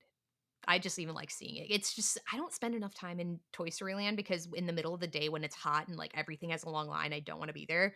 Like you grab the tachos and you run. Mhm. You run somewhere else. But I'm excited for that. You're gonna exit by the Tower of Terror, so you go down Sunset Boulevard. It's cool. Usually pretty good photo ops there. That is the end of your park time for a little bit though. So if you're gonna go to the bathroom, Now's the time. um, you got a lot of opportunities to do so within Hollywood Studios. Couple favorites here and there. When you exit, you loop out by Coronado. You go down to Blizzard Beach. You do not go to the parking lot, but you're close enough to the parking lot to trigger some memories. Uh, Poor Caitlin. yes. I was gonna say, are we not gonna talk about how we're gonna literally run past Blizzard Beach? Oh no. No. This is just like a taste of what the marathon is gonna be. It's a Yeah. teaser. Yeah. Oh, it's a tease. Oh no. It's a You then trick you because it's and it's a Halloween. trap. It'll It's a be trap. November 3rd. I know, but still. Spooky. Time is a concept. But you go down, then you pass Blizzard Beach. You pass the McDonald's kind of from afar. Don't try to run there; it doesn't end well for you. And then you come and loop up toward Epcot again. You go back through Epcot for a little bit until you then get to the finish. Um, you get a Cone Alley 2 Electric Boogaloo, where I absolutely whiffed on getting a Guardians boarding group last year. I was so mad. where I remember I was specifically, like, slowing down to get my Guardians boarding group during the half during Wine and Dine, and I was upsetty because I whiffed completely. But yeah, it's exciting. Unique to Wine and Dine is the post-race party, which is referenced in the event guide. If you are like, "I don't have my ticket yet," don't worry, you shouldn't have it yet. They're gonna start mailing them out, and they will get to you before you leave. If you don't get it before you leave, no worries. You're going to go to the ticketing window. So if you have ever purchased, so in the there's the building where the Run Disney merch is. That's building number 3. That's like in the way that they try to route you. That's Mhm. building number 3. So as if you're going to go back toward the buses, Mhm. there's a ticketing window there. Will call. That's where you're going to go. They'll check and see if if your ticket got returned to sender. If not, they'll just issue you a new one. I did not have my ticket, so I had to go there, and she checked through to make sure that it didn't get returned to sender, and then she just got me a new one because I was able to prove I showed my registration. Um, she was able to prove that I actually was registered and should have a ticket for the race, and then that's how you get that. It's pretty nice. So Let's all no hope we can fear. still stay awake for that. The caffeine and the goose work overtime that day, We're and making it to the party we're for making it sure. to the party. Okay. We're going, and you're going. I'll So pack it's not a some question. caffeinated liquid IV or something. Exactly, exactly. If you're not, because it's we have to get you on Guardians, Hannah. Yeah. That's the thing You have to Hopefully experience multiple Wine and times. Dine. Well, We'll see. does Guardians have a standby line yet? I don't think they do. for the after party. It does. You're right. Yes. Well, are we going to go into the park as regular day guests that day? Because Hannah needs to experience food and wine. Well, so this is such a great segue, or not segue, but to talk about the post race party. So they will have booths open Oh, for the post race party, and you can get yay. in starting at 5 o'clock. Boomer's excited too. Boomer is like, yes. It's like, yes, That's where it's Boomer. at. But yes, it's not like your normal standard after hours event where they close the booths down. The booths are open. There is a signature light up cup. There's a signature drink. There's You always get me with a signature something.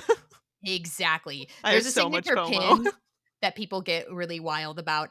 The pin is not something I've chosen to wait in line for, but it's available only at the party, but whatever. And it's cool because they bring at least last year, so I don't want to completely promise this, but they bring the number signs and they had them out by the American Adventure or the American Pavilion. So they had if you missed Mm. your 3.1, 6.2, they have the number signs out there and they have photo pass. I feel They like I have all usually do miss those because Ben doesn't like to hang out for very long. So, I mean, obviously not a problem because he's not coming to this race, but true, true. it could be a cool photo op to have both, though, to have them in both Exactly. locations Yep. and be At like night. before, after. Before 13.1, after 13.1. But they have a lot of characters out in World Showcase too. They have some rarer character meet and greets, and um, the person I was with last year, we waited for a lot of them, and they weren't really bad lines because I got dope. That's how I got dopey, Ooh. and I had brought back my dopey medal. So it was really he wouldn't sign it because they wanted it. It was like Run Mhm. Disney rules where Run Disney events, they don't do signatures, which is Mhm. totally fair. But they had my boy. They had my boy there and I had my medal and it was a big moment for me. But yeah, there's DJs out. It's a lot of fun. So if we need to leave you sleeping in the room for a little while so you make it to the after party, that's fine. I'll just go feral rolling around somewhere. I don't know. As long as I don't have any injuries, which I don't anticipate, from the race, it's only one night that I have to wake up early, we'll be fine. I'll make it Exactly. happen, Oh, yeah. We're not really Exactly. trying to PR during a Run Disney race. So especially I not think you, while we're still training for doping. Yeah, no. exactly. So this is just going to be for fun. Yes, it's just for fun. But no, the wine and dine after party is a lot of fun. You should also get a $15 gift card that I believe the link gets emailed to you around when your party ticket comes. But it's nice. It's a virtual, it's for the after party. You can use it during the day too. But So You I have can your use eye. it to buy the special cup. Exactly, you can. I should my light up cup still lights up. I haven't really lit it up in almost a year, but I did test it before when I was putting it into my house and moving it. I'm like, okay, the light up flashy cup still works. But yeah, it's awesome. I really like the after party. I actually don't know who's performing for. Usually, it ends up being Boys to Men is performing for Eat to the Beat, but I'm not exactly sure if it's them that night. I know it has that they've just timed out well. I guess they really like runners or something. I don't know. It's not all about you guys, runners. But yeah, it's a ton of fun. It's a lot. It's a blast, and it's nice because I remember last year the weather was a lot cooler, so like it was not cold, but it was cooler, so it was Mhm. just when you can bring out the long sleeves and spirit jerseys, it's a good time. Yes. I was like, that's optimal time for me to wear one of my Spirit jerseys, or I recently got a Zippity Tee sweatshirt that is the Grinch's closet, like, on the Beautiful. front, so perfect timing right there. Speaking of tickets related to Run Disney, they do have the water park ticket available We love for a discount. 50% off. Usually it ranges for about 10 days. So a little bit or about the Wednesday before to, about 10 days that you can use that water park ticket. You can buy it at the expo or you can just buy it at the water park. I've done both where one time I bought it there, one time I waited until I got to the park and I showed my check-in pass with my bib number and they granted me the ticket. Typhoon Lagoon is open through Sunday, November 3rd. Blizzard Beach reopens Monday, November 4th. Are So you saying we could hit both in the same weekend? we could, and that would be Yeah, but why would you want to? at what cost? Fair. Right. Do you really, really feel the need to go down Summit Plummet? Like, I just go mean, down.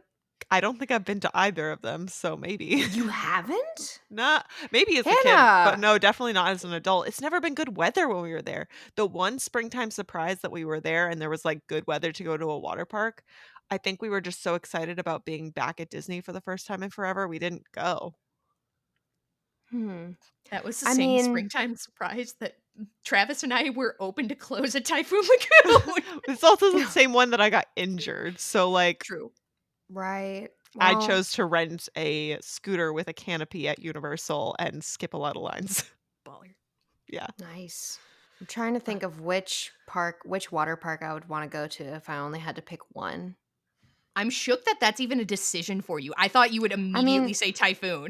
obviously, I would pick Typhoon because I had to work at Blizzard.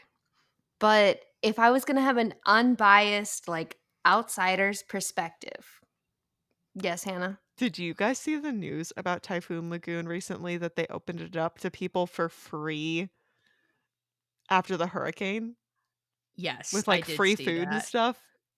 Yeah. Yeah. Sorry, that just was what I was thinking of when you mentioned it. They lived up to the namesake. Yep. But no, I thought that was actually really nice that they did that for some sort of relief in a way. Mhm. But yeah, I did see that. Uh What other discounts do we have coming our way? This is my favorite part of, the event guide for any event, any race, anywhere, is seeing what coupons do I get? What things can I buy for cheaper than normal? Exactly. So this is not an exhaustive list. So you want to make sure you really dig into the event guide first of Mhm. all, because there's a lot of good information for you. People will always ask what the PhotoPass link is. I'll get to that after the discount, so I don't tangent too far. But some at Disney Springs, there's a lot of different discounts that you'll get. Again, not an exhaustive list, but these are some that were caught my eye a little bit more. You can get 10% off at Chef Art Smith's Homecoming, which I don't know if either of you have been there, but it's really Mm-mm. good. Is Because it? yeah, it's good. I went to brunch there with Justin Monorail and my cousin a couple of years ago, and it was really, really good. Um, they have like a cup where that you can buy that like you get discounted moonshine when you bring it back. Ooh. I've never tried that, but it's like alcoholic sippy cup. Um, if you haven't heard of that. City Works Eatery and Pour House. If you can get buy one beer, get a free beer of equal or lesser value up to $9. Interesting. I've never been to City Works. I don't drink beer. Oh, I That's like not true. I drink sours, but I love a good beer. I like. I don't know if anybody likes bad beer, but like a whatever. there are people who genuinely like Natty Light, right? That's That's like where so like if you're trying to do it to play a game, then No, yeah. no. A full-grown adult at work recently told me that their preferred beer is Natty Light, and I said, "What is wrong with you? Natty Light is Why? barely good enough for college kids Mm, who don't have it's money." disgusting. Right? Maybe they peaked in college. Mm, possible. I don't know. All right, Earl of Sandwich, one of my favorite places to eat. Woo! I've actually never been to Earl of Sandwich, but it's 10% off. Really? Ben and I No. love Earl of Sandwich. It is so Ooh. good. We got Ooh. it. We were so excited about it the day we left for Princess in February. We took the boat. After we checked out, we took the boat to Disney Springs just to walk around, get sandwiches, and go back to our car. And we took the Ooh. boat back. Like we left our car at the resort, even though we were checked out, and then like hopped over to Earl of Sandwich. All right. All right. That's convincing because obviously we're staying at Riverside, so we're nice and close Mhm. to Disney Springs. Haleo is 10% off. I've heard really good things about I Haleo. have Have also not heard good dined things. there. I know that the chef, like the main chef of Haleo, and I'm forgetting his name right now. He's done a lot for hurricane relief efforts, especially in North Carolina from Helene. So always want to shout out somebody who's doing good work on the ground. With that, paddlefish is 20% off. I've eaten at paddlefish before. I like it. Or I last ate there almost 5 years ago though. So The chef is uh Jose Andres. thank you. Shout out to Jose Andres. Yeah, Good I've never good. eaten at Paddlefish, but the reviews I've seen, and you can tell me if this is accurate or not, is that it's a good place for like appetizers more than it is for full meal. Ooh. I could see that because I think they have like a is that where the lobster guac is maybe I think so. or something like that. But yeah, honestly that's how I am as a person though is like appetizers versus a full meal. So We can just create a smorgasbord of all appetizers on our table. that's what Mr. Natalie and I do. Honestly, we're big on apps, app people for sure. If you are really itching to go to the Rainforest Cafe, especially at Disney Springs, you could get a free chef's appetizer of the day with an adult entree purchase. That's exciting. I haven't been to a rainforest cafe in a really long time. Neither Also, have I. pretty sure as a small child, I stole a polished rock from a rainforest cafe. So, What? yeah, I was a criminal. I was a You're probably hardened banned. criminal as an elementary school student. Oh, What? I said you're probably banned now. Probably. They probably have my photo up in the back room or something. Was it in the one in Chicago? It might have been the one in the Woodfield Mall. Okay, yeah. Have either of you guys seen the video of the guy who drove to all the rainforest cafes in the country? Mhm. Yes. He has I love also done all of the, yeah, Margaritaville's. Margaritabills. I love Eddie And it's Purrak. not just the United States, it's the United States and Canada. Can't Yes, forget that is about true. Canada. Cannot forget about because those were the better Margaritavilles and rainforest cafes, and he was confused every time. If you've On never seen those videos, check them out. They're really funny. Yeah. On to Terralina, our favorite dinner spot. Woo! Terralina is 20% off. So I'm happy to see that this stayed. So 20% off with your so that's better than your AP discount. Love to see that. Tommy Bahama, this is a not food. This is a vendor. If you're That's a volunteer, clothes. yes. Yes, clothing. If you're a volunteer and you show your badge, you get 10% off your purchase, which is awesome. And then Wine Bar George, which I've also never been here, but it's a buy one get one complimentary glass of wine on tap with purchase of food. I Ooh. love Wine Bar George. It's so good. My mom and I Mhm. got a last minute reservation to Wine Bar George one time. Oh, I think it was springtime 2022. She and I were the last people in our whole group to be at Disney still. and we went to Disney Springs and we went to Wine Bar George. It was very good. We got the macaroni and cheese. What are those? The macaroni and cheese bites. Oh, And I know I They have got, Mac Bites? you've sold me. yes, If there's Mac Bites, I'm sold. yes. Yep, you got to go. They have them. They're delicious. They are served in like a marinara sauce. Very tasty. Ooh. I also got a glass of wine on tap, and it was really good. The rosé, and they have Ooh. hundreds of different types of wines, and I don't remember which rosé it was, but it was very good. I think my mom got like a cocktail or something. She really liked it. Another one to add to the list then. Yeah, hear me out for Sunday if we're like just vibing. Okay. Ooh, that like we could do like Thai food because I know you haven't bought your tickets yet, right, Hannah? No, I'm Okay. still on the fence, but I'm leaning more towards just bite the bullet and get the AP. Yeah, Also, just that's so I can fair. say at some point that I am an AP. There you go. Even if I don't keep it Yes. forever, this Do seems like the it. year to do it. I don't think I'd Yeah, actually renew, but that's for February, me to figure that out. also fair. But Do it yeah, for no, the you should. magnet. That's reason enough right there, just for the Yep. magnet. There you go. You can park hop. Yeah. It's great. Indeed. Indeed, you don't have to feel like Discounts. you're getting your whole day's worth out of it. Mhm. Uh Yes. The best feeling ever is just swiping into a Disney park, like, and being there for 5 minutes and then leaving. That's so great. it Because I is. did that so many times on my college program where I could swipe in with my main gate. I could go get dinner. I did this so many times. I would go to Epcot because it was like the only bus, one of the only buses that went from my apartment straight to Epcot, and then it didn't go to any other places. And then I'd go get dinner and I'd come back. That was it. Nice. Wouldn't ride a I ride, nothing. I definitely look forward to not feeling the sense of like I always feel like I need to optimize and like make it worth my money every time we go. So I look forward to probably not feeling that anymore. But, like, I've swiped in for 11 days, and some of those were park hopper days, and some of them were not. And some of those days were, like, when I just swiped into Animal Kingdom and I got a coffee and a muffin and I left. So, yeah, and that's fine. That still counts. They don't care if you're there for 12 hours or 12 minutes. Like, it's you still had to swipe in and go into the park. So, that counts as a whole day on my annual pass. Yeah. Mhm. Also, hear me out. Um if you're like for Sunday for the party, Mhm. like first of all, you can do like what I do for Mickey's Not So Scary is I make a park reservation to Magic Kingdom. I get there at like 3:50.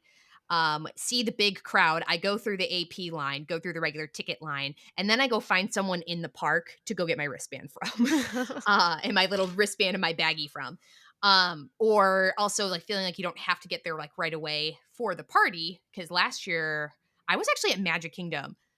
I took the monorail over to Epcot from there because then that was I think the first day they had the whole Christmas tree up, so I wanted to see that. Mm. And I believe at least I believe that was the order of events. I don't know, Yeah. but And if they it's do switch to the Christmas tree before we leave, then even if it's like post brunch on our last day and we're about to drive home, I could just pop in, pop out. I will exactly. cry if the Christmas tree is up on Main Street in Magic Kingdom. I've never seen Disney at Christmas ever. I know. Really? Yeah. Oh yeah, because your Well, CP because we started. would I did spring advantage, so I started in January, left in August, and then my family growing up, we would always typically go to Disney.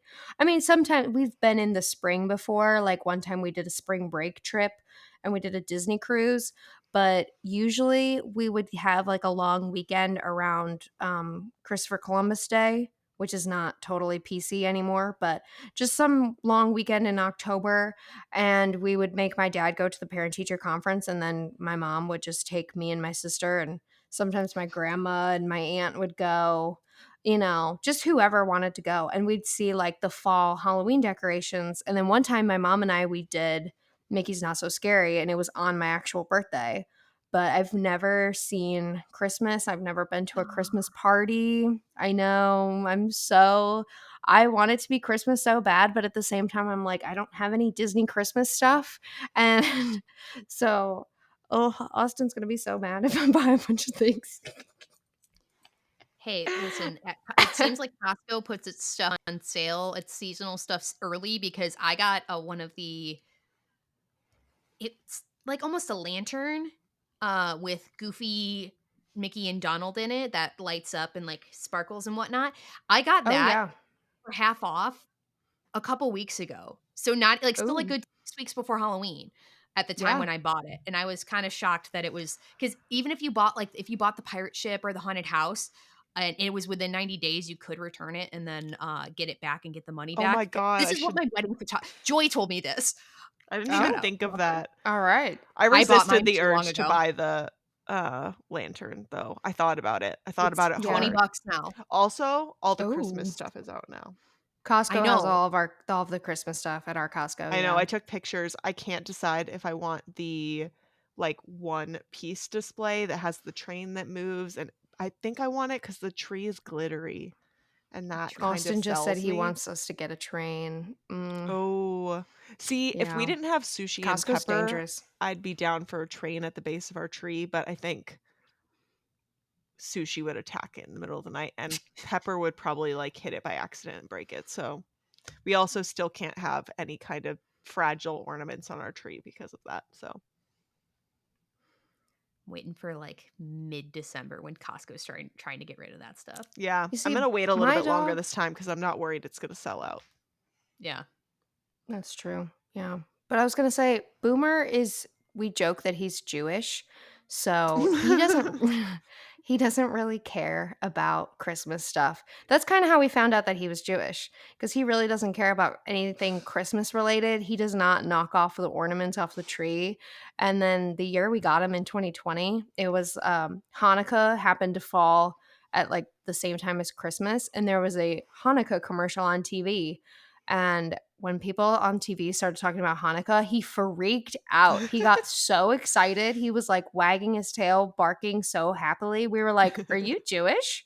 So I got him his own little menorah.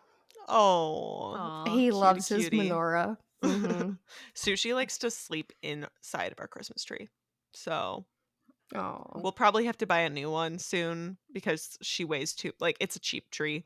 Uh a few of the branches are a little broken now because they're not really designed to hold her 9-pound weight.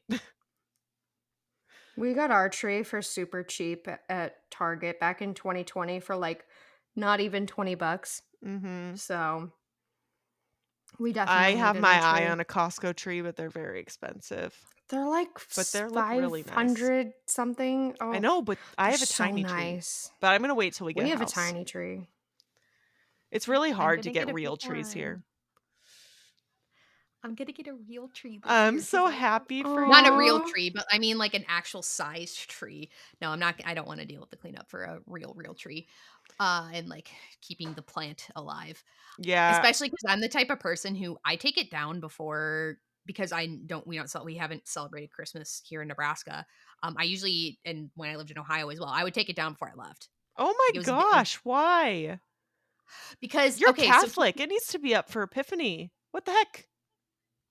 I'm gonna have already left for marathon weekend by then, usually, because that's part That's of it is that fair. I like to take is that I tip for chaos reduction. My boss made fun of me for this week too, but for chaos reduction, because then when I get back, then it goes into pack for dopey, pack for goofy, or Yeah. coast to coast mode. Is that I like all of it down in a way so I don't have to deal with it and with the other chaos I have going on. We leave ours all the way up through January. We basically take it down because Valentine's Day means it's officially a new holiday. Just make it a Valentine tree. I don't know. I left Uh, my tree up for 2 years in a row when I was single and lived by myself, and my mom made fun of me for it. Mr. Natalie's Christmas stocking What? lived in the apartment on the wall from November of 21 through probably May of 24. I think I actually took it down a little bit before we left because I was packing other decor. That's how long it lived on the wall. He was, every so often I would put something in there and I'd be like, go check your stocking. Aw. Random I Hannah, love you did you presents appear. Oh, Hannah, did you at least like decorate your tree for Nope. every holiday? Oh, you I could should have had have. like I think they a would have given Halloween me. tree. Yeah, I could have. I honestly, now, because we do decorate so much for the other holidays, I probably would if we left the tree up, but with Pepper, it's just and sushi, it's just not a good idea to leave it up for that long, and we have to rearrange our furniture when we put the tree up because our apartment's pretty tight. Um, the old apartment had a lot more, like, dead space, I guess. There was, like, a natural spot for the tree that didn't interrupt anything else, whereas this one we use every inch, so Nice. anywho, I'm very much excited for us to get to Wine and Dine. We're so close. That's awesome. Now, one last thing about event guide. Familiarize yourself with the costume guidelines. They haven't really changed since last year, which also hadn't really changed from years in the past. It's literally the But same video. They haven't even updated it. yeah, so just familiarize yourself if you're getting the last touches. Probably the big ones are, you can't be bungeed to someone else. So our dreams of being a 3-part slinky dog are crushed. Also, use common sense. Anything that's gonna poke somebody else is no would you wanna get poked by something? No. So, use some common sense, familiarize yourself with costume guidelines. There's guidelines for flags if they have to flag the course. I'd say that's I don't wanna like jinx things with weather, but just kinda keep monitoring weather. Your photo pass information, they have photo pass photographers all over the course. Look for the people in the little green tents. And you'll enter. There's codes for the 5K, the 10K, and the half. You'll do the code, and then the last couple of things are X's because that's where your bib number goes. If you have a bib number that's only 4 digits long, this is going to probably affect both of you because of the half marathon. The standalone half marathon bibs are usually the ones that start at 1 and then go up through like 1,000 or something like Mhm. that. Usually higher than 1,000, but for all intent for use, it's around Mhm. 10,000. You're going to put a 0 first. So say your bib number 369. You're going to go wine and dine half the code and then 00369. Uh, but look at the event guide for that. If you are somebody who has PhotoPass added to your annual pass, like I do and Caitlin does, you're able to add 5 bibs per race. So you have a family of 5 doing the 5K. All of your bibs you can add to your or as codes for it. So it's not just 5 bibs total where you're splitting between the 5K and the half. It's 5 bibs per race. Also, if you haven't downloaded your PhotoPass photos from last year's Wine and Dine, you are running out of time, my friend. And by my friend, I mean me too. I haven't downloaded mine yet. I'm going to. I will. I'm going to. I'm going to do Natalie, it. just do it. Just do it I right know. No, now. honestly, that's honestly what I'm probably gonna sit and do because I'm doing just computer stuff anyway. But the reminders are as much for me as they are for you, the listener, of download your pictures. So make sure that you get them downloaded so that you are all square, all ready to go. And that you don't have to, that's one last thing you have to worry about. This is also if you're an annual pass holder who bought it because you have the year on it to download your photos, but make sure you do that because I'm probably going to do a mass download of my wine and dine, my marathon, my princess. So like I'm going to do it. I'm not going to lose the content, everybody. Don't worry. But other than that, I don't think that there's anything else we specifically wanted to talk about with respect to the event guide. Let us know if there's anything that we should have touched on that you saw that you're surprised we didn't talk about because we can always make improvements for next time we get an event guide. Woo. But yeah, this really just makes me excited because it's getting so close. And usually around now is when we get the event guide, like 3 weeks out. So this is exciting that we got it early. Woo! If you enjoy listening to our show, please leave us a review and a 5-star rating. We love reading your reviews out loud, and you might even be featured on a future episode of the podcast. We also are starting a community spotlight. If you've ever wanted to be featured for a Medal Monday, a Finish Line Friday, or really any accomplishment you want to celebrate, please send us a picture. You can reach out via Instagram, our email, however you do the thing. Thanks for listening. Until our next adventure, we're wishing you endless miles of magic and memories. See you next time.